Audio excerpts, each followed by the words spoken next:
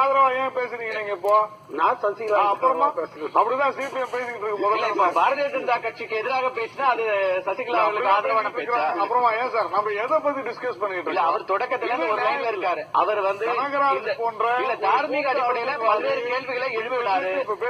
இல்ல தார்மீக அடிப்படையில பல்வேறு கேள்விகளை திரு கனகராஜ் எழுப்பினார். ஆனா இப்ப இருக்கிற சூழலை அவர் சொல்றாரு. மற்ற மாநிலங்கள் நடக்கிறதுல அந்த சூழலை சொல்றாரு. ரமேஷ் கேட்டு வந்தார். ரமேஷ் உங்களுடைய பத்திரிகையில் நம்ம முதல் சுற்றுல பேசின போது நான் குறிப்பிட்டேன். அதாவது அவர் நிர்பந்தப்படுத்தப்பட்டு அந்த பதவியை விலகியதாக ஒரு செய்திகள் வந்திருக்கின்றன. இது அதிமுக தரப்பிலும் மறுக்கப்படவில்லை, திரு பன்னீர்செல்வம் அவர்கள் தரப்பிலும் மறுக்கப்படவில்லை. இதை மிக சாதாரணமாக எடுத்துக்கொள்ளக் கூடாது என்று நான் முதல் சுற்றுல சொன்னேன்.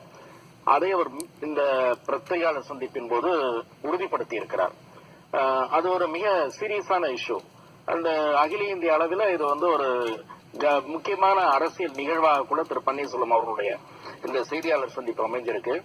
அவர் பல்வேறு வகையில அவமானப்படுத்தப்பட்டதை சொல்லியிருக்காரு. அதிமுக காரர்கள் ஏதோ அவர் விலை போய்விட்டது போலவோ இல்லது யாருக்கோ அடிமையாகிவிட்டது போலவோ அடுத்த நொடியே ஒரு புழுதிவாரி தூற்றுவது என்பது இவர்களுடைய புதிய ஒரு இதை காட்டுதே தவிர புதிய போக்கை காட்டுது.